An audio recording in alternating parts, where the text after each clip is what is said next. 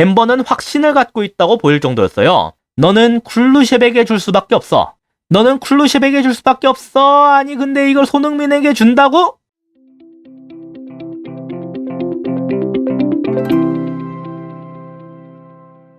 안녕하세요. 축구보는 기자입니다. 토트넘이 뉴캐슬에게 5대1 대승을 거뒀는데요. 이날 경기에서 토트넘의 공격이 어떻게 이루어졌는지와 손흥민의 활약상에 대해 분석해봤습니다.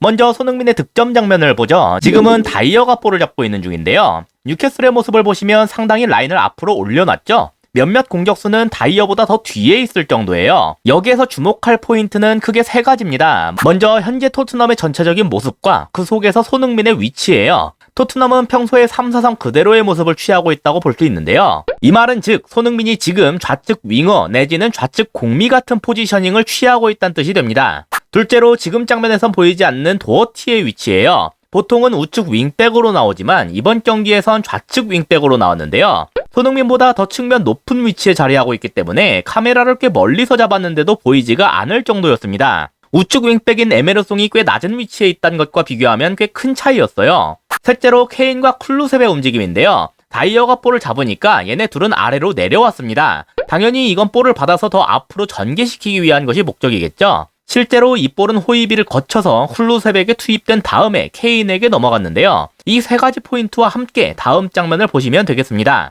아까 말씀드린 대로 케인이 볼을 잡고 있는 중이에요. 쿨루셉과 케인이 내려가면서 볼을 받았기 때문에 뉴캐슬 선수들도 전체적으로 이쪽에 크게 쏠렸습니다. 즉 반대편에는 공간을 많이 노출시킬 수밖에 없다는 뜻인데요. 반대편에서 가장 먼저 떠오르는 건 본래 좌측 윙어나 공미에 가까운 손흥민이에요. 그 손흥민은 지금 거의 중앙으로 좁혀있는 상태입니다. 아까까지만 해도 이것보다 훨씬 측면에 가까운 위치에 있었죠. 하지만 원톱인 케인이 내려가면서 이 자리를 비우자마자 측면에서 중앙 쪽으로 좁히는 식으로 움직였어요. 이를 통해 첫째로 측면보단 중앙이 더 득점을 노리기 좋다는 이점과 둘째로 상대의 풀백을 자신 쪽으로 끌어당긴다는 효과를 함께 얻을 수 있었는데요. 덕분에 뉴캐슬은 반대편 측면에서 이미 높이 올라와 있는 도어티에겐 아무런 마크맨도 붙일 수가 없게 됐습니다. 도어티까지 볼 겨를이 없었어요. 역습의 스페셜리스트인 손흥민에게조차 딸랑 한 명밖에 붙이지 못하고 있을 정도니까요. 그래서 만약 케인이 여기에서 바로 이쪽으로 볼을 넘겼다면 뉴캐슬은 손흥민과 도어티 두 명의 침투를 만퀴어 혼자서 막아야 하는 최악의 상황이 됐을 겁니다.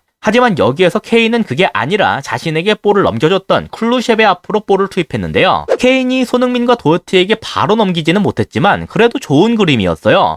쿨루셉이 윙어치고 발이 아주 빠른 편은 아니긴 한데 그래도 키 2m의 장신 수비수인 덴범보다는 훨씬 빨랐거든요. 동시에 손흥민도 풀백인 만퀴어보다 앞서서 이 볼을 받을 수 있는 위치로 와 있습니다.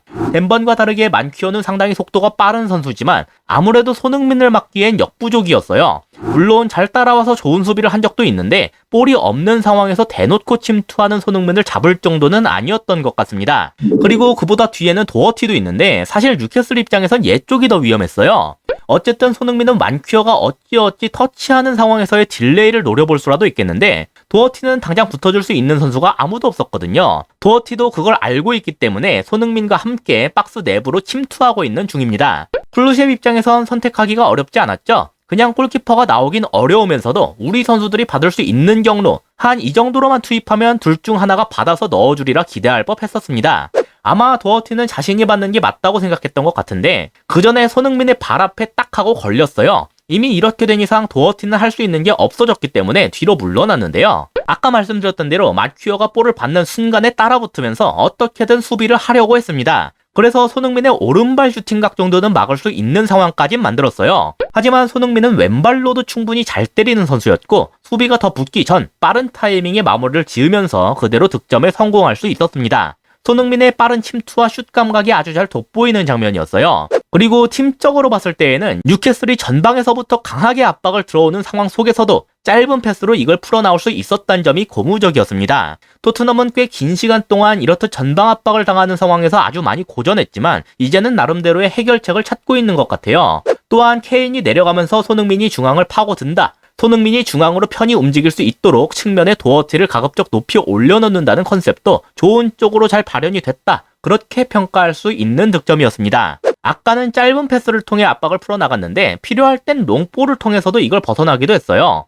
상대의 압박에 대응할 수 있는 방식이 여러 개라는 것은 좋은 일입니다.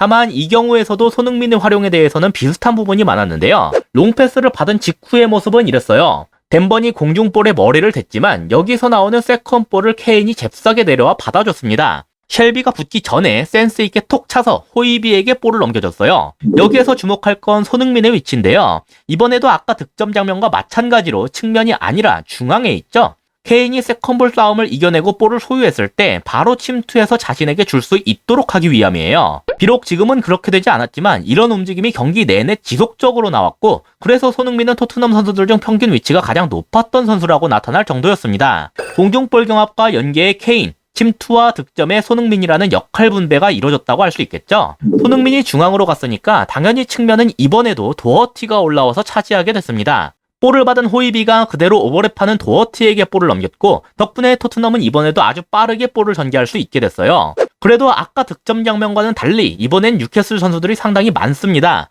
여기에서 도어티가 바로 반대편에 달리고 있는 에메르송에게 넘겼다면 더 전개하기가 편했겠지만 아무래도 줄 수 있는 타이밍을 놓쳐버린 것 같더군요. 이건 도어티의 주발이 오른발이란 점도 한몫했던 것으로 보입니다.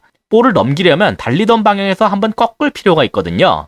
때문에 토트넘 입장에선 아쉽게도 빠르게 속공을 이어가지는 못했지만 그래도 볼 소유를 잃는 지경까지 가진 않았어요.